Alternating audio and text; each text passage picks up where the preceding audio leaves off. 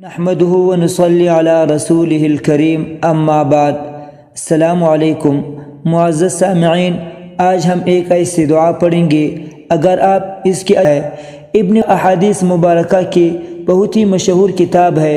اس میں ایک روایت ہے حضرت ابن عمار رضی اللہ تعالی عنہ سے کہ رسول اللہ صلی اللہ علیہ وسلم نے فرمایا، ایک مرتبہ کسی شخص نے یہ کلمات کہے، فرشتے گھبرا گئے اس کا اجر کتنا لکھے۔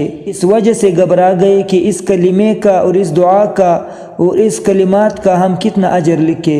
بالآخر انہوں نے اللہ جل شانہ سے عرض کیا کہ آپ کے بندے نے ایسے کلمات کہے ہیں جس کا اجر و ثواب کے بارے میں ہم جاننے سے قاصر ہے۔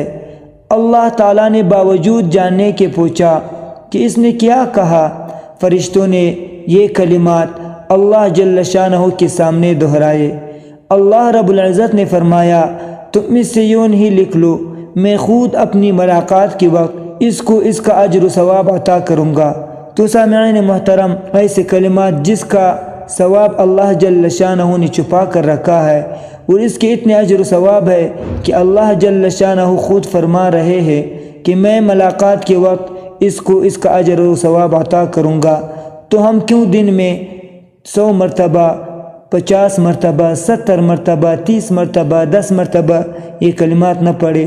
اگر ہم اس کو 10 مرتبہ پڑھیں گے تو ہمارے 2-3 منٹ خرچ ہوں گے، لیکن اس کا اجر و ثواب اتنا زیادہ ہے کہ کل قیامت کے دن اللہ جل شانہ سے ملاقات کے وقت ہم کو اجر و ثواب عطا کرے گا۔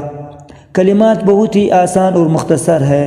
کلمات مبارکہ یہ ہے، بسم اللہ الرحمن الرحیم، یا ربی لک الحمد کما ينبغی لجلال وجہک وعظیم سلطانک۔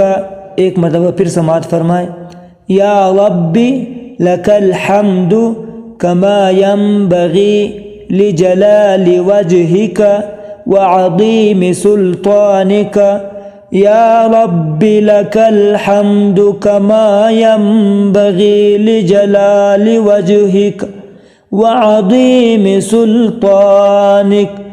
اللہ تبارک و تعالی ہماری تمام مشکلات حل فرمائے، آمین یا رب العالمین، برحمتک یا ارحم الراحمین۔